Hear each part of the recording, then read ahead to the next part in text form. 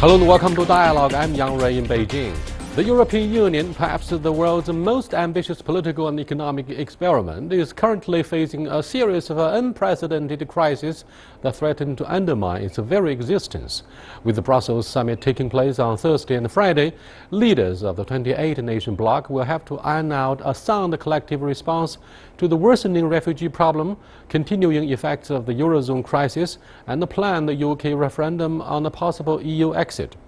Politicians from several countries have used the negotiations, the result of which will provide the basis for a referendum on whether Britain should remain in the EU, as a vehicle to push for their own wish lists, as the bloc is under intense strain because of the migration crisis. So how bad are the crises facing Europe? And do politicians have any obvious way out of the mess that they now find themselves in? Joining me in the studio is Feng Zhongping, Vice President of the China Institute for Contemporary International Relations, and later on in Brussels we're going to talk to Fraser Cameron, Director of the EU Asia Centre. But first, let's look at this background report. Hi Martin. Morning. Morning, good to see you. For the UK Premier, this summit is a whirlwind of meet and greet, grip and grin. Here with the European Parliament President Martin Schulz, and here with leaders of the EU parliamentary parties.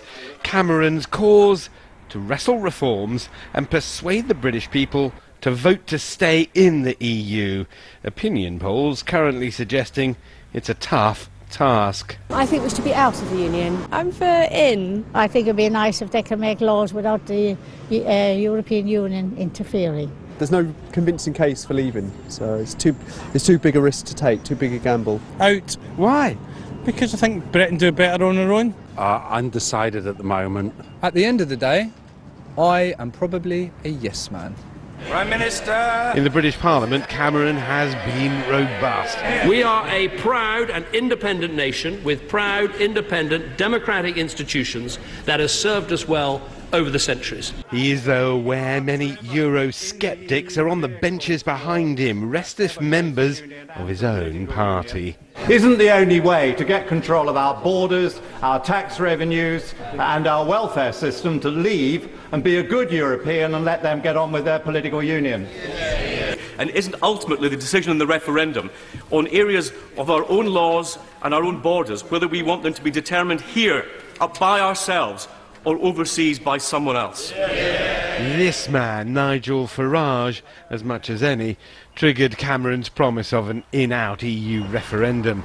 His outrage at the numbers from other EU countries coming to Britain caused immigration to become a hot general election issue. Refugees welcome here! In unlimited numbers or limited numbers? Any numbers. One of Cameron's strongest allies is German Chancellor Angela Merkel, Europe's most powerful politician. But even she balks at demands for an end to workers' freedom of movement inside the EU. So, Cameron is left asking for a 4-year delay to in-work benefits for EU workers, and promises the UK can opt out of moves to ever closer European Union. Should that prove inadequate and Cameron fails to get a yes vote, the consequences for a British exit from the EU would be immense and far-reaching. Britain, the first country to quit at a time when the institution itself has never been under greater pressure. Welcome to our studio discussion here, Mr. Feng. What would be the consequences if Britain chooses to leave the European Union? I think, it will set a very bad signal, because this is the very first member was to leave this union, especially when the union is threatened by many crises. So I think a lot of countries in the continent, whether they like UK or not, they would like to, keep UK to stay in, because this is a really very difficult moment of the European Union. Over the past few years, Prime Minister David Cameron went through several rounds of negotiations with his European counterparts, talking about the reforms of the European Union. Britain wants to stay in the reformed European Union. Exactly. But what are the areas where the United Kingdom wants to have the job done? You say it's like a family. European Union is a big family with 28 members. But UK is a very important member of the European Union. Everybody agrees. But a lot of people will also agree UK is a difficult member of the European Union. Why, you ask, what they want to get from the European Union? I think from the very beginning day of become into a member of the European Union, the British want them to be treated as a special member. You say, this is why Cameron wants to renegotiate the membership. Other countries have never got an idea we want to renegotiate the membership. When they enter into this club, they are fine. But the UK, from time to time, they say, okay, we are not happy. Why? Because they want to treat as a special guy. How special? In what specific areas are they going to enjoy preferential policy? You say how special. A lot of people want to become a Eurozone. A lot of people want to use the single currency. UK is not. They still keep their British pounds, sterlings. That is one special. They want to keep their own board controls. So if you travel to UK, you have to apply for UK visa.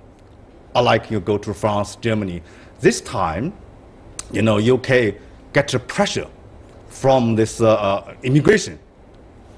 So they want to get most important part of this renegotiation is they want to limit, they want to restrict the access of immigrations, mostly from the Central and Eastern European countries, new members of the European Union. That is the most important thing Cameron wants to get. Now, what about the benefits for those in work? In work, exactly. They want you can work, but I gave you a certain amount of years, 4 years span of time. You are not able to get this benefit. By doing this, to discourage people to move into the UK. That is what Cameron claims. What do you think of the difficulties that he's facing? Will he get the job done easily? Because it's so important, as you said correctly at the very beginning, that European Union won't do without the participation of Britain, which is a very important financial center, to my knowledge. How difficult? It's huge. It's very difficult.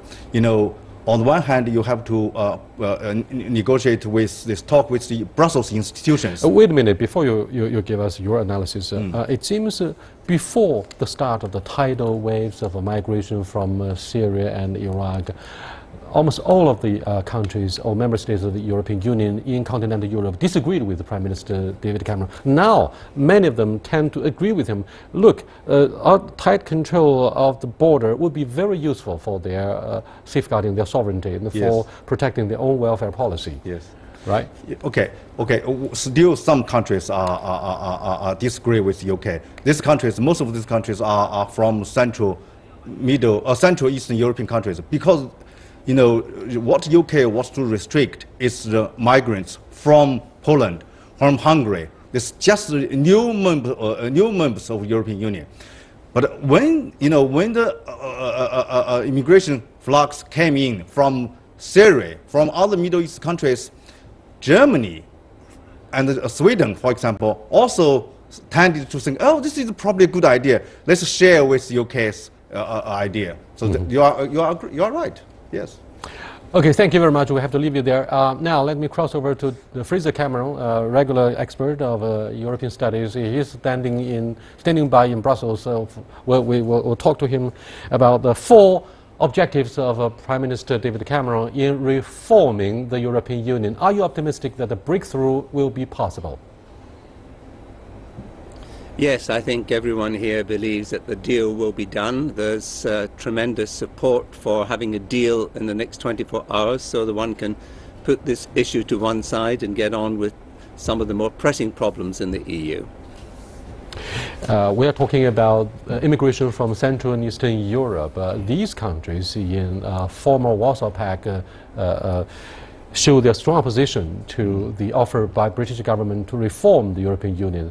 Do you think there's any possibility for the 2 sides to get closer?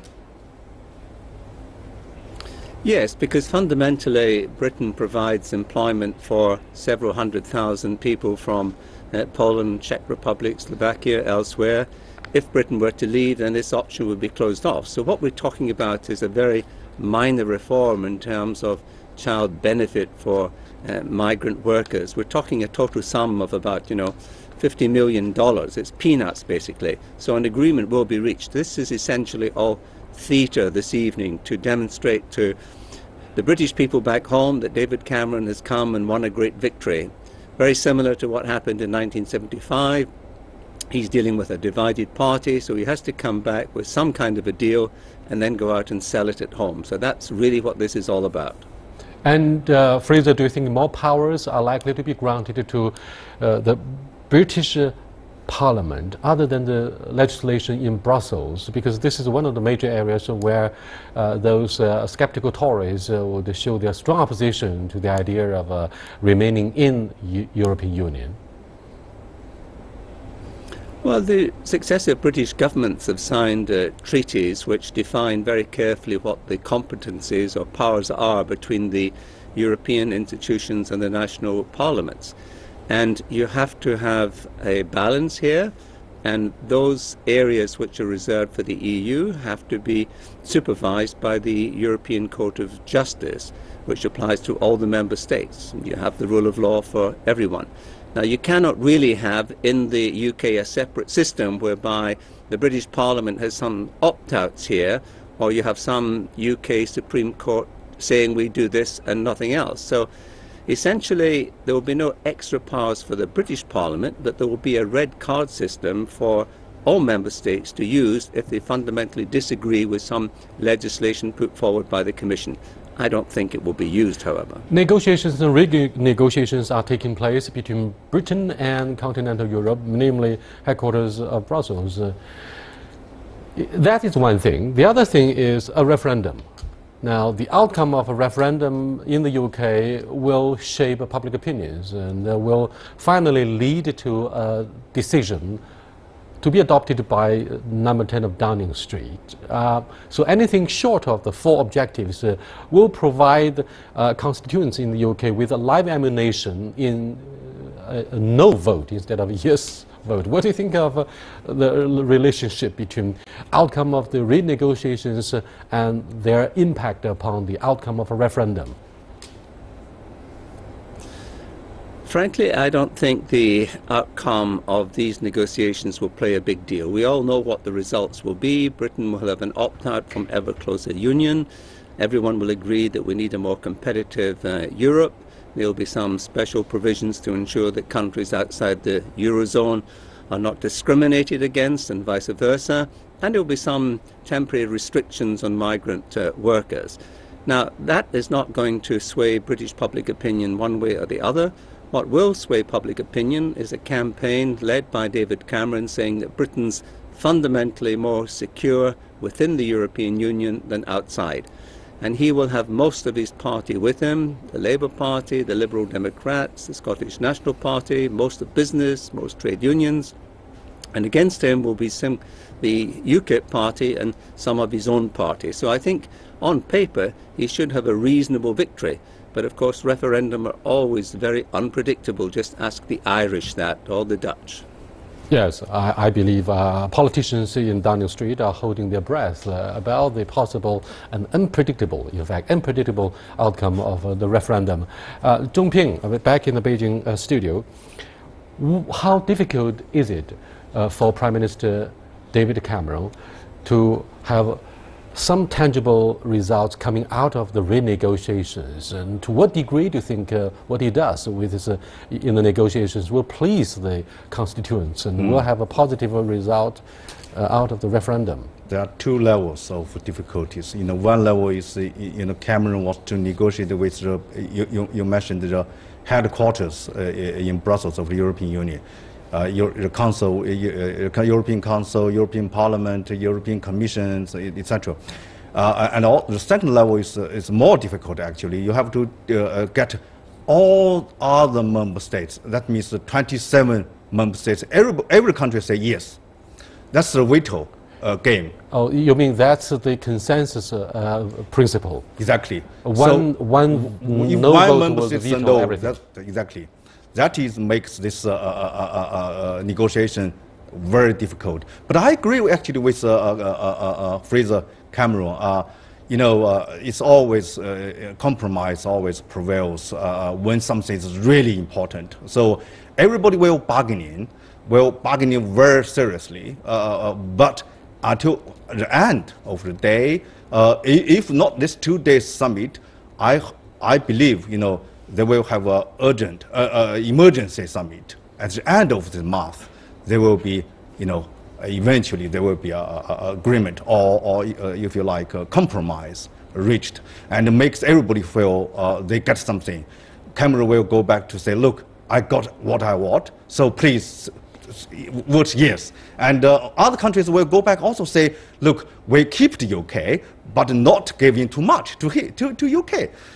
That is the game, actually. Otherwise, you couldn't imagine whole 28 countries can stay together, because every country gets something from each time.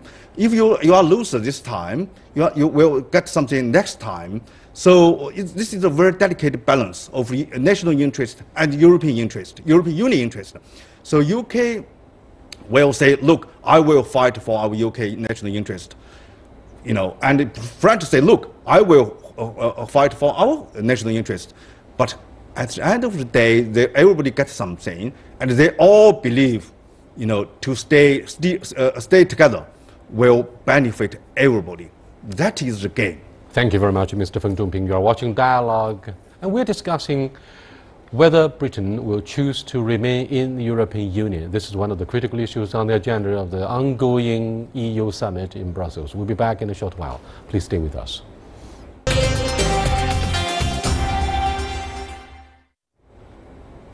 Welcome back. Let me get back to Fraser Cameron, who is standing by in Brussels, for his comments on the issue of emergency brake to limit the numbers when there has been a surge of migrants. Fraser, the freedom of people to move around Europe enshrined in the EU treaties works in parallel with the other three basic freedoms in the single market, namely freedom of goods, capital and services. This is a red line, emergency brake. What do you think of this issue? Well, it's one of the ironies that the British government was one of the strongest proponents of freedom of movement for the new member states back in 2004 when they joined. A number of other countries, including Germany and France, actually put a 7-year ban on freedom of movement for these countries. But Britain said, no, we want to get the benefits of these migrant labourers. So now, just over a decade later, Britain is turning round and saying, no, there's too many, they're too much of a burden, and we have to do something about it. The reality is, all economic analysis shows that the migrants from Eastern Europe are contributing to the British economy. They pay their taxes. They don't come to claim welfare benefits or get medical treatment. They come because there are good employment prospects in the UK. So this is really a red herring, this story about mass immigration and the damage it causes. And it's mainly now a political issue because the right wing of the British Conservative Party and the UKIP Independent Party have made it an issue, pretending that Britain no longer has control of who comes into the country.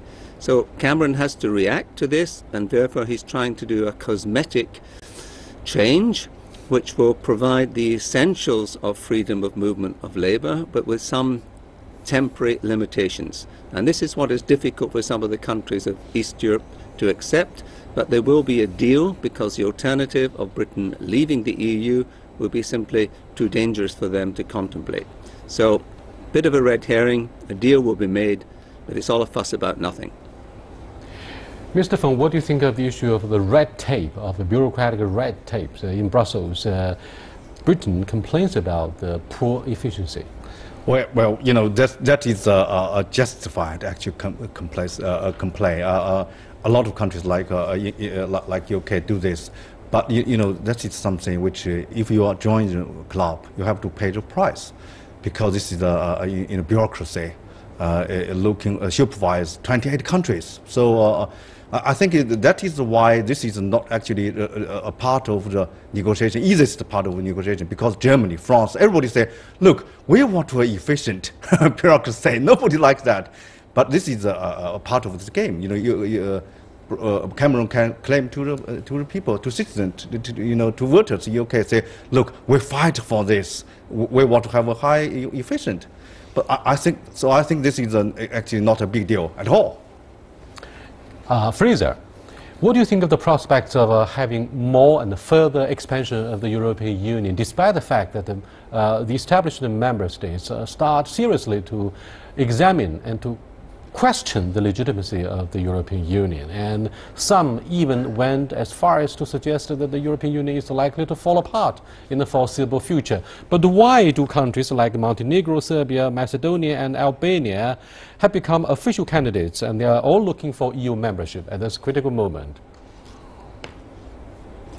Very simply because it's rich, stable and successful. There's no country wanting to leave the EU, not even Greece at the time of the Eurozone crisis. The EU is the most successful integration process in the history of the world, provides stability, security from time to time, and especially now there are serious problems, internal and external, but the history of the EU shows that it always overcomes these problems and emerges stronger. So that's why almost every country around the periphery wants to join the EU. But it's not going to happen soon. President Juncker has said there will be a 5-year moratorium on enlargement, so the earliest one could expect any new members to join would be about 2020. We understand the moratorium of 5 years. Let me go back to the issue of demographic changes. Now, one of the major reasons for Prime Minister or Chancellor Angela Merkel to open her arms and give a bear hug to refugees from the Middle East is that Germany is getting old.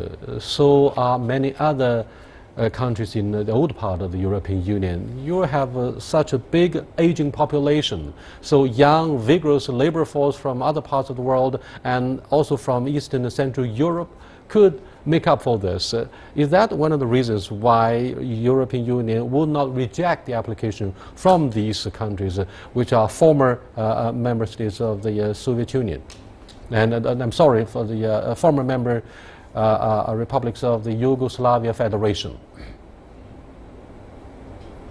Well, they're relatively small, these countries. Essentially, the EU has to have a legal arrangement for immigration, almost like a blue card system or green card system like the United States. They have to take in, obviously, legitimate refugees under the UN Convention. But in terms of seeking qualified, skilled labor, the EU certainly will need more workers in the future. But this has to be done in a proper, transparent and legal way, so that you cannot be accused of jumping the queue or taking in too many from one country or the other. So I think the EU can learn from how some other countries have handled this immigration debate. Today we don't have a Russian voice to talk about Ukraine and the impact coming out of Crimea. Let's look at China. Now, what surprised most of the world last year was the political will of Britain, Germany, France, Italy, Switzerland to join the AIIB. We are talking about why it's been so frustrating for Prime Minister David Cameron to remain in the European Union, partly because of the economic woes of this regional bloc. Now, don't you think this is a strong consensus that's shared by European Union and a very heavyweight, influential heavyweight member country of Britain outside the Eurozone to look east, to join the special zone full of dynamics in the Asia-Pacific region, and with China being the engine for the world economic recovery? I think, the mainstream of the European countries, not just the UK, including Germany, France, their China policy become very pragmatical. It's not just the UK. I think these countries now, they have to think about, when they decide their China policy, they will think about, United States attitudes. They will think about Russia's attitudes. But Today, I think they want to choose to be different from that of the United States. And, between China and the United States, we have the geopolitical, or you could like say strategic rival. Rivalry. Rivalry. We don't have this between London and Beijing, Berlin and Beijing. So that is why these countries have a more, freedom to make this kind of movement. Now, Fraser, we haven't talked about this issue of AIIB. Do you think this embarrassing issue has alienated the United States a little bit? On the other hand, the United States would accuse China of using AIIB, of trying to put in a wedge in the transatlantic relationship. Now, what's the latest? Well, I think the US initially was irritated that the Brits and others didn't inform them in advance that they were going to join AIIB. The British position, now the European position, is very simple. It's far better to be inside this bank, trying to shape its governance and shape its direction, than being outside. And secondly, that there is certainly, as the Chinese argue, room for both AIIB and ADB and World Bank. The developing world needs so much assistance for new infrastructure that this new bank can play an important role. So it's not a question, I think, of driving a wedge. I think it's recognizing there's a need for new capital for infrastructure. China has this, and it's a mutually win-win situation for all by establishing this bank. I think that is now the UK and the European position, and I think America is coming around to see the logic of this too. Very quickly, Fraser, before we wrap up this interesting discussion about the EU summit here. Now, on the agenda between the European Union and China are other critical issues such as arms embargo, the status of economy, as well as human rights. Now, do you think the European Union is ready to grant China the full-fledged market economic status? How much pressure do you have from the other side of the Atlantic Ocean? Well, there is pressure from other countries and also within the EU not to grant China market economy status. I think the DG Trade and the European Commission is conducting an impact assessment just now. They will produce the results by the summer. Then there will be a full debate. I think most likely there will be some kind of deal in the end. The EU will want to continue with some anti-dumping protection, not just against China, but against the other countries as well. But in the end, I'm sure that there will be a deal, because frankly, the amount of trade covered by this legislation amounts to about 1.5%. It's pretty small in terms of the total trade between the EU and China. Okay, thank you very much. Whether China will be able to enjoy a full-fledged market economic status also depends on how much we have reformed the SOE. With that, we come to the end of this edition of Dialogue. I'll see you next time. Goodbye.